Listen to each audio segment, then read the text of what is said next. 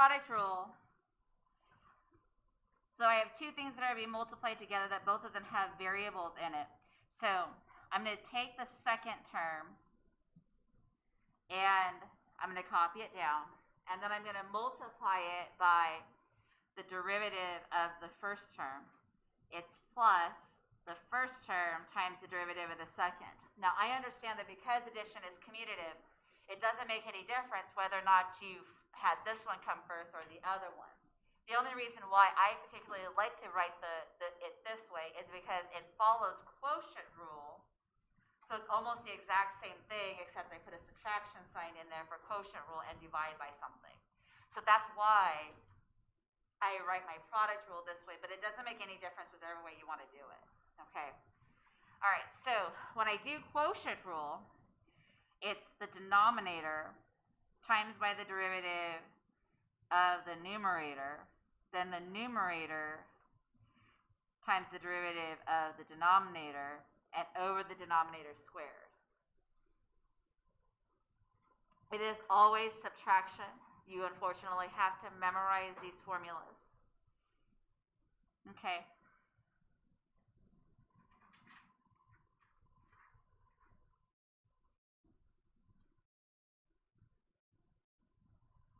Okay, so I'm going to find the derivative. Oh, before I do that, there's like, in elementary school, they like teach you like all these like weirdo rhymes to memorize things. There's actually a weirdo rhyming thing for this guy. If you call the numerator the high one and you call the denominator the low one, then this can be written as low d high minus high d low over low squared, as if we were like Snow White and the Seven Dwarfs. D standing for derivative, so anything that was next to the right of the D would be what you're taking the derivative of. Okay, so we have three examples.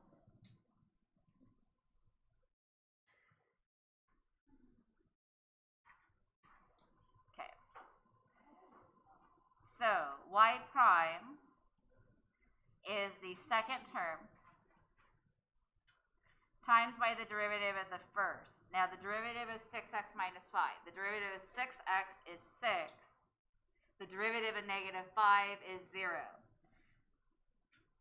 So my derivative of 6x minus 5 is just 6. If you haven't done the power rule thing, then you're not quite there yet as far as getting to this point where you can skip those steps. You should get to that point because when I do my product to my quotient rule ones, you are going to want to skip that kind of in-between step of bringing the exponent down and subtracting by 1. Okay? Then I have my plus 6x minus 5, and then times by the derivative of 3x plus 2, which is 3. So then y prime, 18x plus 12 plus 18x minus 15. So y prime is 36x minus 3. I'm okay with you leaving it before you had to distribute anything, unless you're doing the Google form and you're trying to figure out how to match the answer. Okay. Questions about product rule? Yes. So why can't you maybe it just is the same thing, but why can't you just combine my terms and then take the derivative? You can. Oh, but it just is the same.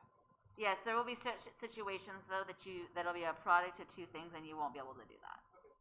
But you can in this case. You could multiply it out and then do the power rule. Other thing is too is you want to do, I hate to be like this, but you want to do the least amount of work to get the right answer. And if I'm going to accept it here, then why would you spend the time foiling it? So, other questions that you guys have? Okay.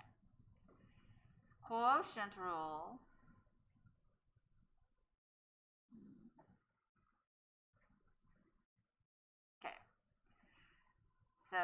y prime is the denominator times the derivative of the numerator, which is just 7. Because the derivative of 7x is 7, the derivative of negative 4 is 0. Minus the numerator, which is 7x minus 4, times by the derivative of the denominator. The denominator is 3x plus 5, so the derivative of 3x is 3. The derivative of plus 5 is 0, and then you're left with 3x plus 5 in the denominator, the quantity squared. Again, I'd be okay with you leaving it like this, but on an actual quiz or a test, more than likely what I would have had as a solution is simplifying out the numerator. Not necessarily multiplying out the denominator, but simplifying out the numerator. So y prime is 21x plus 35 minus 21x plus 12 over 3x plus 5, the quantity squared. So y prime is 47 divided by 3x plus 5, the quantity squared.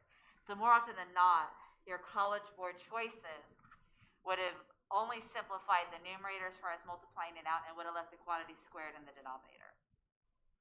Because, and the reason why they do that is because what they're trying to do is see if I can cancel out one of the 3x plus 5s. Questions about quotient rule?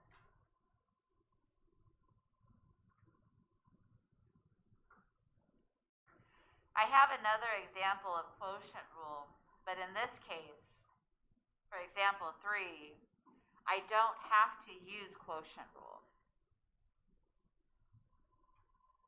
So, because there's nothing being added or subtracted to my denominator, I don't have to use quotient rule. I could do what we did when we did power rule, which is take everybody that's in the numerator and divide by 5x first. So there's two ways of doing this. And again, I go back to do the least amount of work to get the right answer.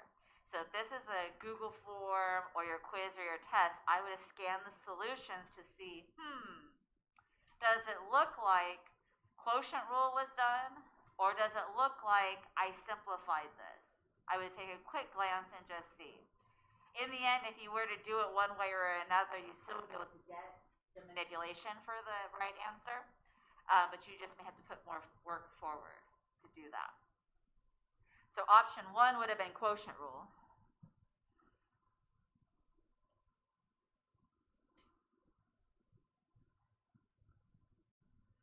So that would have been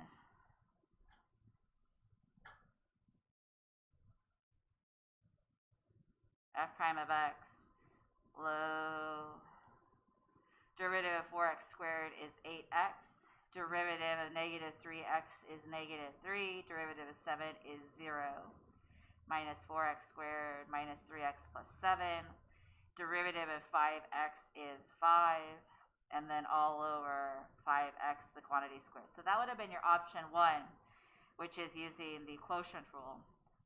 Option 2 would have been using the power rule. So what I would have done first is I would have divided everybody by 5x. So 4x squared over 5x, minus 3x over 5x, plus 7 over 5x. So I would have divided everybody by 5x and simplified first. So that would have given me 4/5 x minus 3/5, and then plus 7/5 x to the negative first power. Then I would have taken my derivative using power rule. So the derivative of 4/5 x is just 4/5. The derivative of negative 3/5, because there's no x there, is just 0. And then I have minus 7/5 x to the negative second power. So they kind of look a little different. In theory, you could simplify your quotient rule 1 and get the same answer that's here. You can simplify this one and get your quotient rule answer that's there. Just one would require more work. Okay? So in the end, try to do less work for the accurate answer. Okay? Questions? All right. You guys have the rest of the class period to work.